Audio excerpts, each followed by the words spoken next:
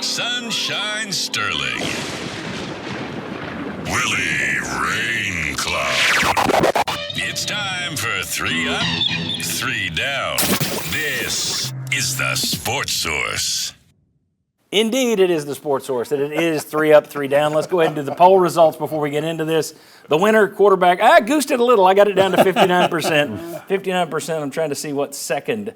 Running back, looks like 18. Wide receiver, 14. Nobody on the defense got a lot of love, and the receivers only got 2%. So it looks like quarterback, running backs, offensive line were your happy ups for the day. And our happy ups are from over here. Team Sunshine, Sterling Hinton and Chuck Cavaliers, the man with the orange-colored glasses. And right over here, we got our vultures. We'll let these guys wait for these guys to go first, but we've got Bob Hodge and, of course, Will Overstreet sitting over here on Team Rain Cloud. 3 best players on the field yesterday for Tennessee, gentlemen. Well, you might think I'm biased, and I don't care. Because yesterday's best player on the team for me, our lovely Tennessee Vols, was our quarterback, Joey Aguilar. I mean, this guy showed up yesterday. And this is a stage that he has not been on. He's had some success at Appalachian State, had success at UCLA. This is Tennessee. And it was Tennessee South in Atlanta yesterday. It was a sea of good orange down there for that game yesterday. And he showed up and showed out. And I believe he broke a record for the most yards passing for a first-time guy starting quarterback. Under Hypo, yeah. I'm thankful I've seen something he can really grow on. And as good as he was yesterday, I know he's got better ahead. Okay.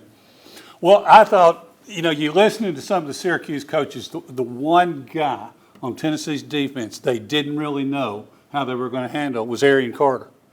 And he ended up having a team-high 9 tackles. He had a sack on kind of delay and blitz right up the middle.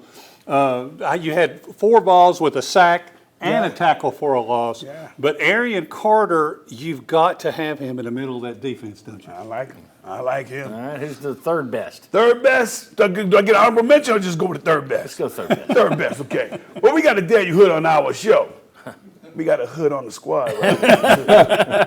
That guy Kolton showed up. Hood, yeah. That guy showed up yesterday, man. I mean, since he's gotten on campus, he's adapted to our way of playing, our culture.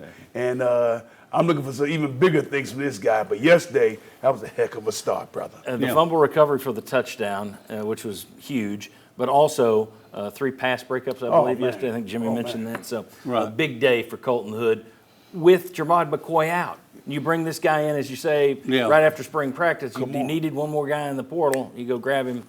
Good get, Kolton Hood. All right. And there were other guys. I know Star Thomas, Deshaun Bishop could have been mentioned. T-Lander with the great interception. That was tremendous concentration. On a day like this, it's hard to narrow down the list of goods.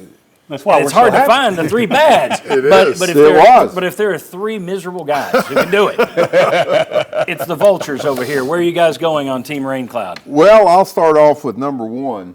And I think everybody remembers a few years ago, it would be Hooker to Hyde. It would be a slant. He'd catch it. He'd go 50 yards, big play on a relatively short pass. Well, Chris Bradley had that yesterday.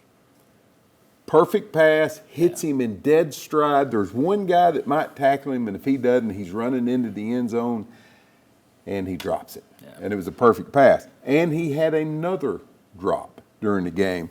And so I think a receiver that you're counting on to be your big outside speed guy, he can't be dropping 2 passes, especially when one was such a potentially big play. Yeah, I agree with that. It's one of those things you're going to see in big games. Can your guys consistently be there to make those plays? And it was an issue for him last year, the drops. That's the thing. So, okay. So our second one, welcome to the party, pal. We're going to say here, Evan Crabtree, the new special teams coordinator. So we're going to put you on the down list because on punt return, it's seemingly, we had our guy back there, they fair caught it even though they had still about 10 to 15 yards away. It seems like something we should have been able to get done on Syracuse. So looking at that, the only thing we could come up with is they were told to fair catch it every single time and not get a return. New special teams guy, we got to give him some love right now because we're picking at hairs. Yeah. There we go. Because it is a little bit tougher when you win a big game like that. But not for you. We're gonna come back to your 5-star recruit from 2 years ago, Mike Matthews. He only had 2 catches On 5 targets. And so now he has had 9 catches in a season and a game for a 5-star receiver. And he also had another drop. Yeah. And, okay, you got by with the drops against a team like Syracuse because you were just better than they were. But come against the Georgias, the Alabamas, the Oklahomas, and the Floridas, those drops can be game changers. And you want to see that cleared up. I mean, everybody's going to drop a pass now and then, but that's from your 2 of your starting 3 receivers in one game. That's too much. All right, Team Rain Cloud, Team Sunshine, thanks to both groups. 3 up, 3 down. We'll be doing that every week. Stay happy.